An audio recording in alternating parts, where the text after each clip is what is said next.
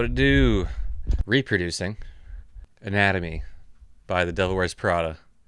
Got to play with chainsaws. Got to do some over EQing of guitars, which I always preach about not doing. So that makes me a liar, I guess, in some instances. Yeah, let's dig into this. Devil Wears Prada is one of my favorite metalcore bands from like the 2010 era, like 2008 to like 2012. I like every record they've pretty much ever done, to be honest.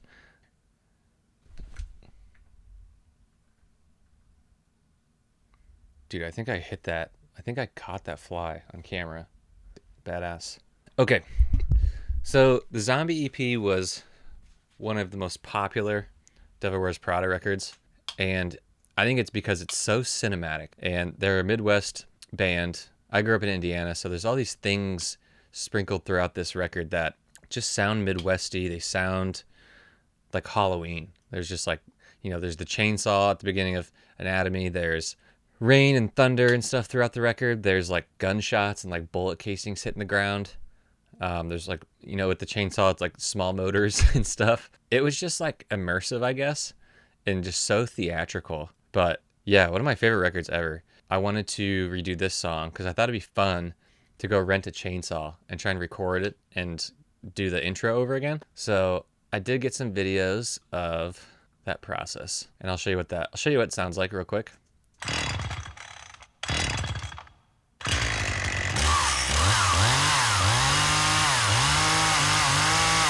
So that's what that sounded like. Just walked into Home Depot, rented the biggest chainsaw they had, and it was like a 20-inch.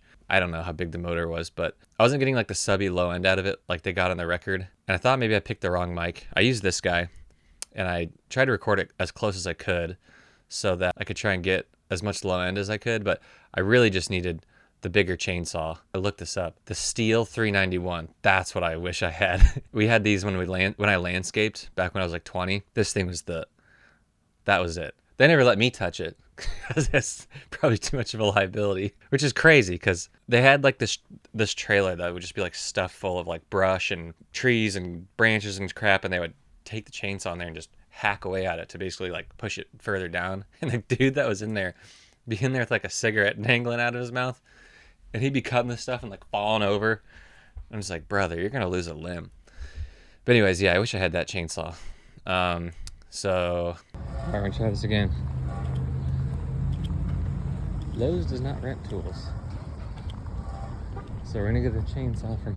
Yeah, so I walked into Lowe's and hung a right because I thought that's where the tool rental was, and they don't even rent tools. So I was tripping and thought that I had rented tools there for, like before.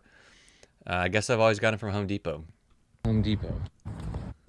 Yeah, I don't think there's anything special in here. I just walked in up to the counter, and I didn't really want to film and be weird, be like, I'm recording Devil Wears Prada, can I make a video? I didn't feel like doing that, so just got the chainsaw. Alright, so what we're working with. Chainsaw acquired. Yep, so that was it. And most of the time chainsaws are really hard to start, so I intended on just ripping it a couple times to get the intro and fully expected to be ripping it for a while before it started, and it was starting on the first pull every time. So these Echo chainsaws are really freaking nice. This thing starts too easily, which is a very rare problem to have. So I'm just pulling the spark plug power off so I can actually get the intro, because the intro is just him pulling the chainsaw a bunch, and then it starts up on the third pull, and this thing literally starts every time, so that's a problem. Yep, so I actually, on the first pull, it like almost started without the spark plug. Like it almost went.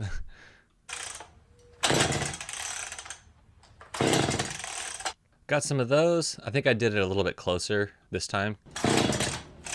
Yeah, I wanted to get more low end out of it, so I tried to get closer to the mic. So I did a bunch of those, and then I did a bunch just kind of like wide open throttle.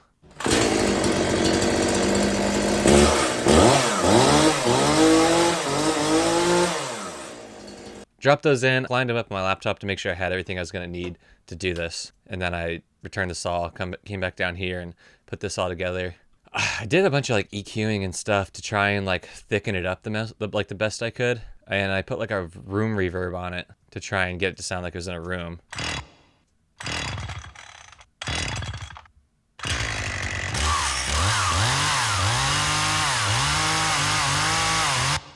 Yeah, I probably could turn that up a little bit. So that's how I started that. When I do these reproductions or I start like a new writing setup, I do have a template that is completely unmixed. Typically, it just has a pair of guitars left and right, a bass, and then my drum VST, which is usually Easy Drummer. Because I like Superior Drummer, but when I was kind of learning how to do this stuff, there's so many things that you can unhinge in Superior. Like, I would always adjust how loud things were in the room. It would just unbalance the drum kit. So Easy Drummer was nice for me because I could leave that stuff alone and not worry about it. And like my overheads would all be balanced. My rooms I couldn't touch. And I'll just add like a kick room or a snare room to fill out that kind of like stadium-ish drum sound. That's probably distracting. So that's what the kit was. I think I was using the Mark Lewis one. The toms sound really nice out of that. My kick has a sample on it, so that's why you didn't hear anything. So if I go through my drum bus, we'll play the song real quick.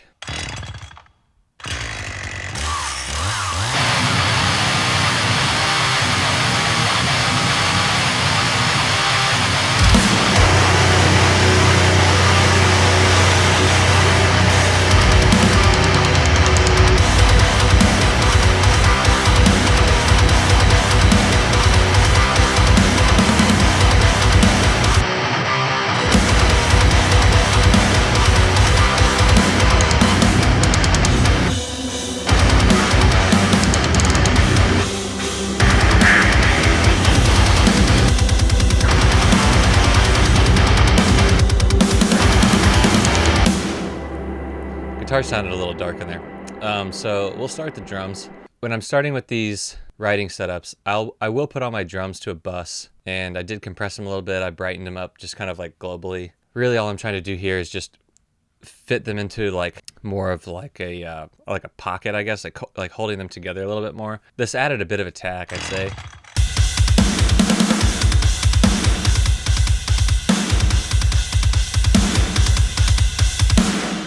Definitely a volume boost, but it brings them, I guess it levels them together a little bit more. But that's really like not where the heavy lifting is. So if I go to my kick, did some bass EQ, I took this area out. That's very common in like scooping kicks out a little bit. But in this case, I think because I've got a sample or two running, it almost sounds like there's two kicks happening. So I pulled this area out. So like...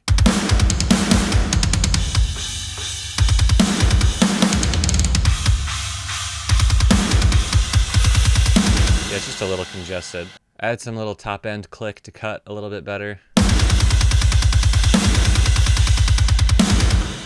Our bass is pretty common, very, very tiny amount. The in is off, which if you don't know how this works, the in actually cuts out everything below your frequency. So everything below 65 would be gone.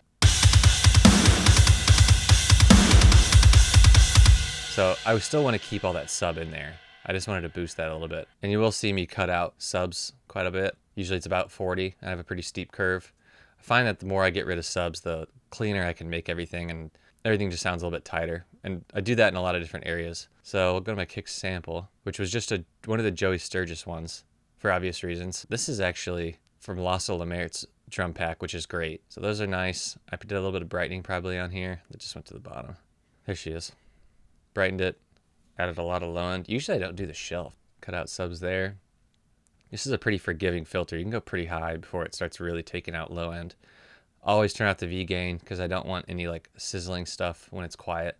It's probably compressed a tad. Yeah, you can see it working there a little bit, like almost 3 dB of reduction on the sample itself, which it really could have just been done on the kick sum because there is nothing. This is the only thing that's going there because I actually turned the kick sample off all the way in Easy D. Then for my snare, I think I just triggered off the snare in here, and I just used the Bronstein snare because it's got a nice room sound behind it. And then I did add a room that I just brightened a little bit, transient master to make it extend and almost sound a little bit more reverby. And then this plugin also does kind of the same thing. Probably unnecessary to have both of them because they're both pretty hardcore. And then I guess I wanted some more low end of the room, which is a little uncommon too, but that worked. See what I did to my rooms. Probably not much. Yeah, I just cut out a bunch of low end. I don't like a lot of like cymbal sizzle out of the room, so I will take off a lot of high end out of that. Looks like I even took some out with a bell at 4.2. And then I think I compressed this, which was Interesting, because why did I do that again?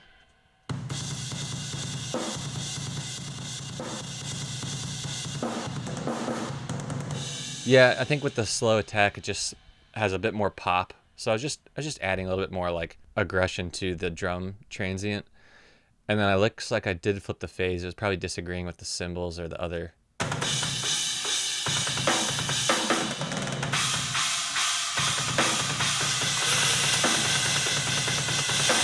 Yeah, it gets louder with it flipped, which tells me that the phase is a little happier there.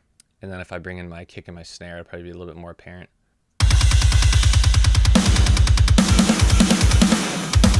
Not really.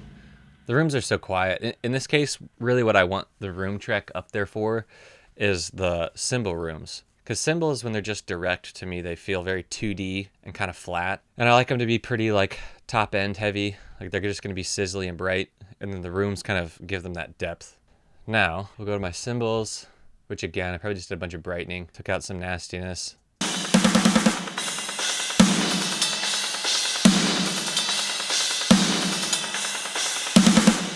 Yeah, I think that was probably a good move. That was a little harsh. Soothe, I don't use too often on cymbals, to be honest.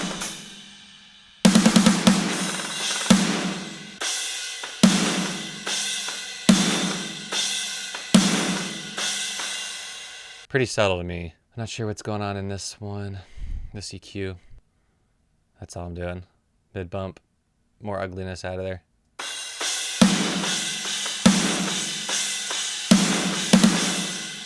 That, to me, is really subtle. That was probably another just like mixed context decision. Drum comp, I kind of leave alone. This is the built-in parallel compression.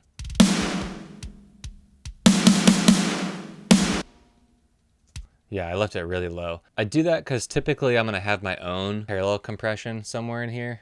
I don't think I did it on this song. And when I'm sampling everything, and especially when I turn off the Easy Drummer samples, I can run into phase issues with this. It completely defeats the purpose of having like parallel compression to make things pop a little bit harder. Kind of going in a weird order here, but then my toms, I always add a lot of brightness. Probably took out some sub, yeah. Cleaned up some muddy stuff. That was probably poking out a weird area. Added some subby stuff back in with low control. And the X is very simple. It's like a dial that I probably put like 1 or 2% on. Oh, I did 5%.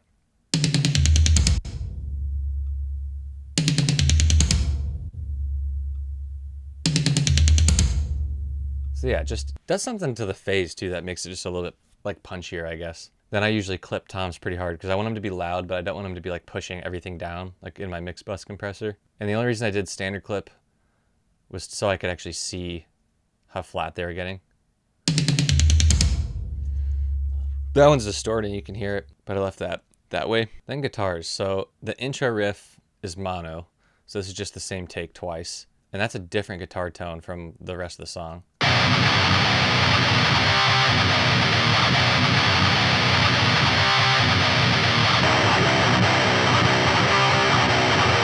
So you can hear that difference. Yeah, I go back and forth with guitar tones quite a bit. I probably could have done something different there. They did sound a little dark when I started this, but they got EQ'd pretty hard. I was cutting stuff like crazy, and I can show you this tiny little high bump in there. I can show you what this sounds like when I take off all the processing, which is pretty extreme.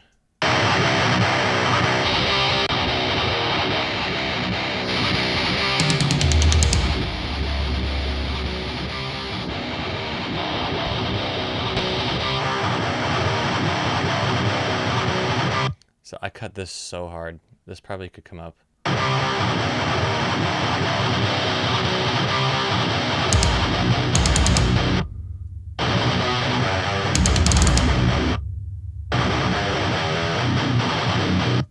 Yeah, I can still hear some stuff ringing in there, but that'll probably sound a little bit more open. That's some aggressive cutting. I really don't like doing that. There was like a quad layer that was really just like more like stabby tone.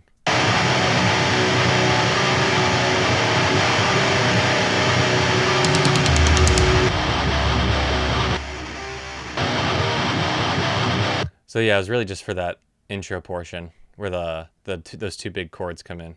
Yeah, it's a lot of the same processing because it was originally the same tone, and then I started just like hacking things a little bit. Bass, I used Hellraiser on it. Sometimes I get just a different character out of out of Hellraiser. Sometimes the distortion is a little bit more mid-rangey, I guess. Boosted the crap out of the mids. Holy smokes. Flattened it with L2 a little bit. So I didn't really distort it much, and I think that's because when I was listening to the bass and a lot of this older Prada stuff, it's not super distorted. It's very just like RBI sounding, Sans Amp sounding. Added a tiny bit of R bass for some sub. And this is a kick ducker, so the kick is ducking the bass out of the way a little bit. I'm not really wanting it to duck it to get it out of the way. I'm ducking it to make it like pump a little bit. So it just, like one of my favorite things about metal is when the kick and the snares are kind of like ducking everything. And I can go overboard with this sometimes, and then it's a little bit obnoxious, but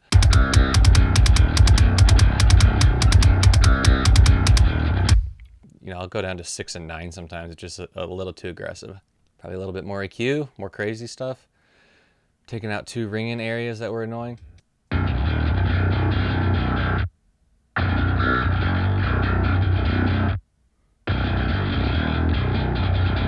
Just kind of that stringy noise I wanted to get rid of. This is to get it to be in the middle of the guitars a little bit more. So like your guitars are your left and right stereo image, and then bass sits right in the middle. And you can bring this like mid-range, like 700 to 1000 up, and it'll kind of act as like a third guitar. So that kind of fits in the middle of the guitars a little bit better. Then let's talk about the production a little bit. So there's that like synth that goes through the intro. The one I came up with borderline sounds like one of those like hockey arena organs, or like the take me out to the ball game organ.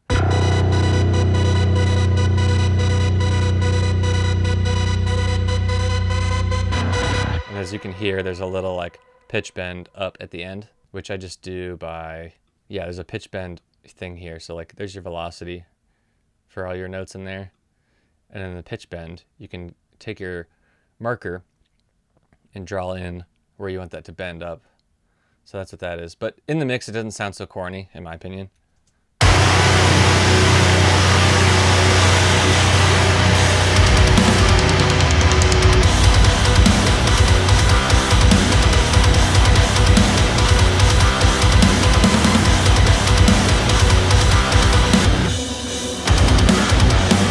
And there's almost this like choir thing going on. My actual choir is this one.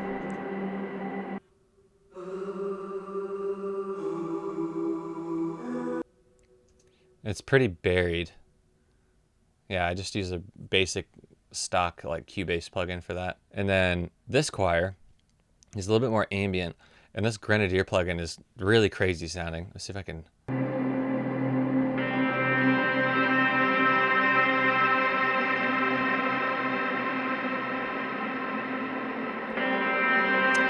So this keyboard splits it in 2 sides. So you've got your layer 1, 2, and 3. 2 you don't really have a whole lot of control over, but layer 3 is kind of just like high-end, sort of like just airy thing going on.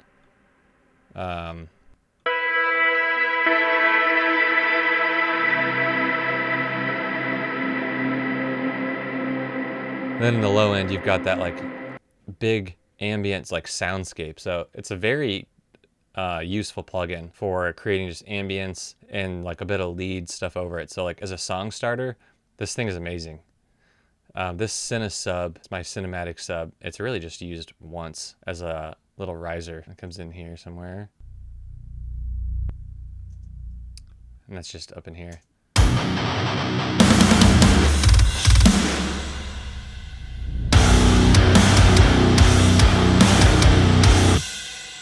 So that's what that's doing. And then I've got some risers and drops here. That one's really subtle. It's quiet. I probably leaned on the boom a little bit more. And that's just making this transition sound a little bit more intense.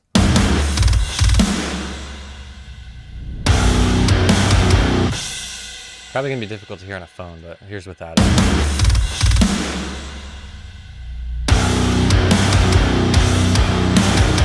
Then I've got volume automation all over the place.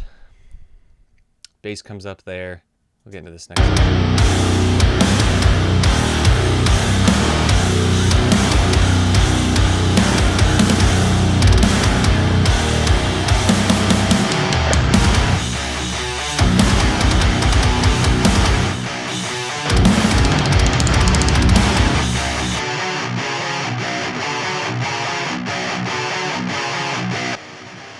little harmony guys are down there.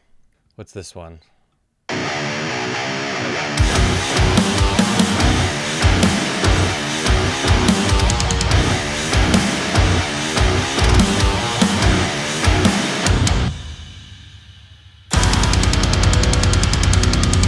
Probably could have put another riser there. And then there's this lead at the end that is like half what's actually in the song and half something I just kind of was riffing on.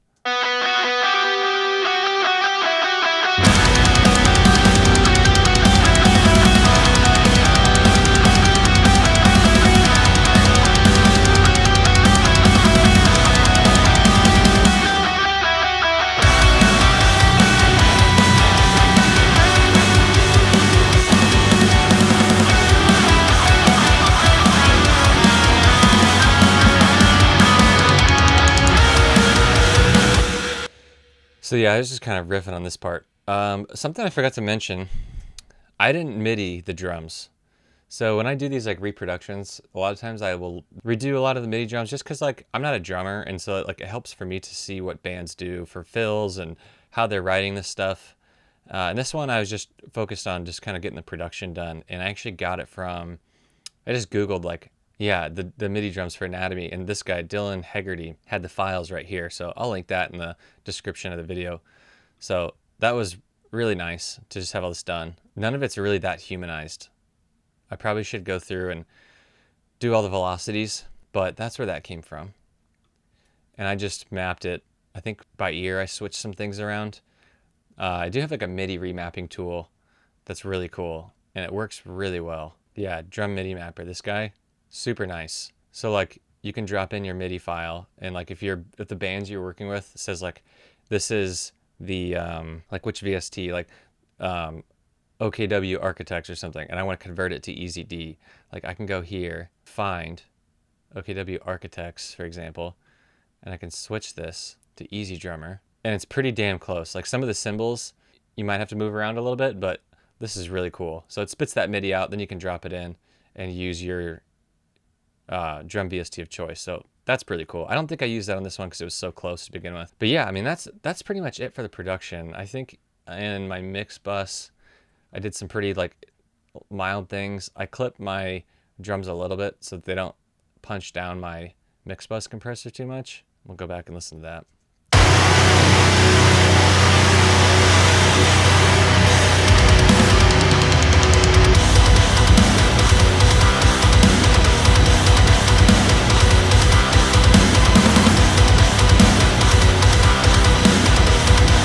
Pretty subtle, to be honest. Usually on my instrumental mix bus, I'm just like adding some subs, adding some brightness, like some airy brightness. This guy I use on a lot of different things. You know what? I didn't really get into my guitars, and this reminded me of that because I went pretty hard on this one on my guitars.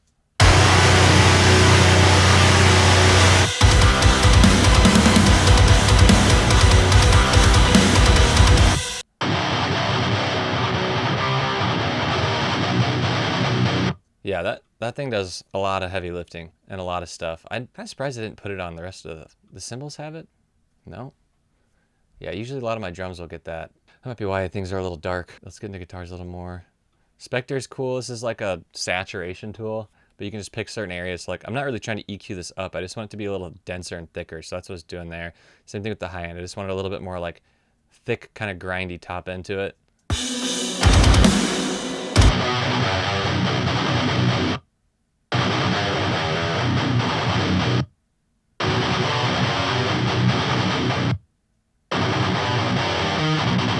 So it adds a little bit of spiciness, and that's probably what I was pulling out with all of this, which is, yeah, that's a lot. More just trying to grab nastiness.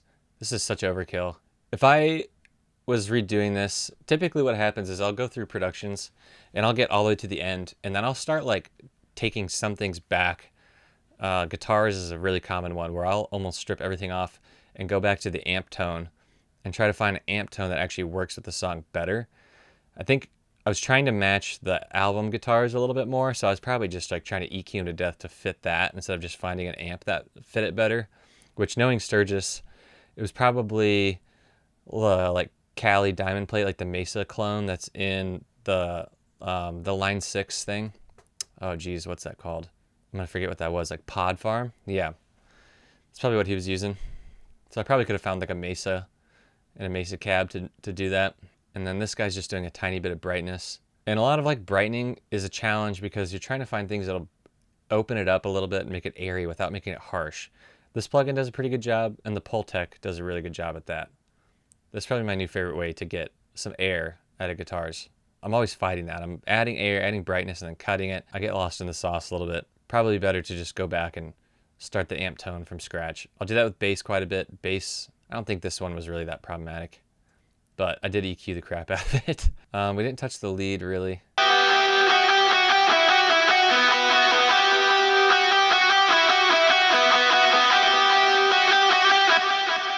So funny, I was just talking about a Mesa. Here's a dual rec, and then I just turned on I probably turned these on and didn't touch any settings. I do like the analog version of this though.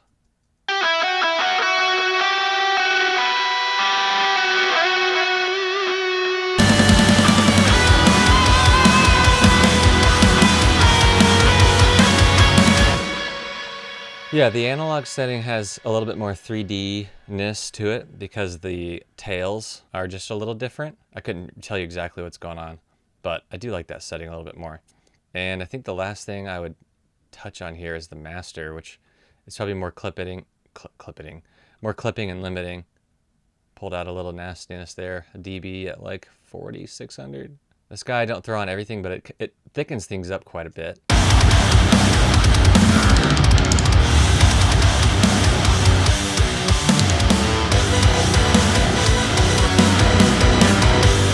Pretty big volume boost there.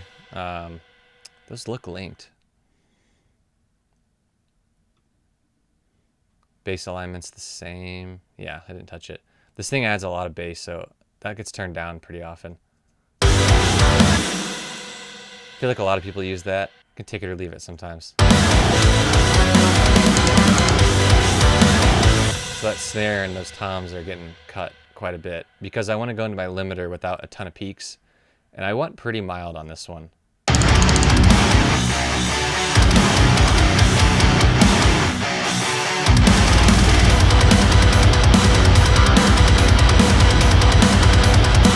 Yeah, I think overall the only thing I'm not happy with here is just the brightness. It's kind of dark.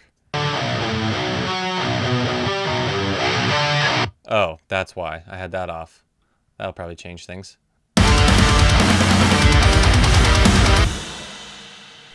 Yeah, there it is.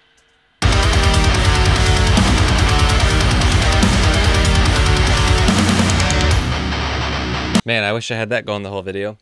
I don't remember when I turned that off. These frequencies you see down here at the bottom, typically I'm just automating volume. You can just hit the W and click the fader in the plugin while it's playing, and it will create an automation lane for you.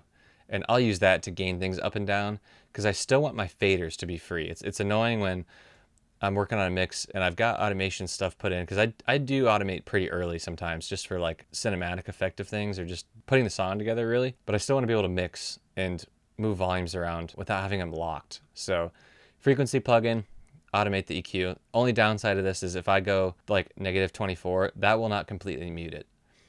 So if there's parts where I need to completely mute stuff, I'll wait to the end and then I'll automate that in the actual track lane. That was pretty much it. I think the most interesting part is having that chainsaw at the beginning, but that kind of went through the mix. I think the only like other important things to mention are guitars in general are always going to be tough to mix if the tracking's not good. Like that's the first thing that you need to really nail down when you're doing metal mixes, because I think these days everyone's used to VSTs. Drums are just immediately gridded. A lot of people are VSTing bass, which is like cool because bass VSTs have like amazing sounding DIs right out of the box. But if you have a good bass, like I track bass with this Spectre, which is the bass player in our band, Colin. This is his bass, and it is absolutely amazing.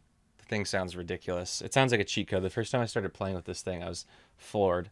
So yeah, I use that. But the point was, because people are used to things being so gridded, I don't think they realize what you have to put into guitar tracking to get to that level of tightness. So you have to really focus on getting those down. That honestly, these guitars could have been a lot tighter. Really, the quick way to do that is to just listen to your DI mono it. I actually did find out afterwards the intonation on my Les Paul that I used for this was pretty off. So that's another thing. Getting a really good guitar sound comes from really good intonation and really good takes. So having guitars set up professionally or just learning how to intonate really well and like getting a good ear for it, that goes a super long way. Like this guitar was not built to be tracking in like drop B. So I have to move the saddles pretty far back on a lot of these strings. Like this, my low string is, the saddle's pretty much all the way back. That's really important. I wish I had known that before I tracked this song, because probably the guitars would sound a little bit better. But that's another huge key to guitars, making sure that things are intonated well, and then just tracking as tight as you can. But tracking tightly goes a long way. Keeping things in tune by just keeping a tuner up, and you're going to struggle to keep things in tune if you're not intonated to begin with. So you got to be intonated. Yeah, that was pretty much it. Same goes for bass. You need to track really tight. Obviously, it's a little easier because you don't have a left and right side, but you need to pay close attention to where it's sitting with the guitars and whether or not it's before or after the kick. Most of the time it needs to be after the kick, or otherwise it just sounds stupid. That is how I reproduced Anatomy by The Devil Wears Prada. So I'll link those MIDI drums in the video description. And if you have questions about mixing, producing, you want to work on a song together, my Instagram is @KenJesus. I'll leave that in the description as well. I work with a lot of bands. I'll take demos that they're working on and basically recreate them in a Cubase session, and then we'll just go back and forth. We'll work on the writing, we'll work on getting the tracking really, really tight. We'll work on like ambience and like, theatrical stuff if that's what you want in your music. Yeah, you can go a long way working remote. It just takes a little bit of time going back and forth. So feel free to shoot me a DM if you're interested in that, or if you just have mixing questions. Yeah, that's pretty much it. Hope you enjoyed it.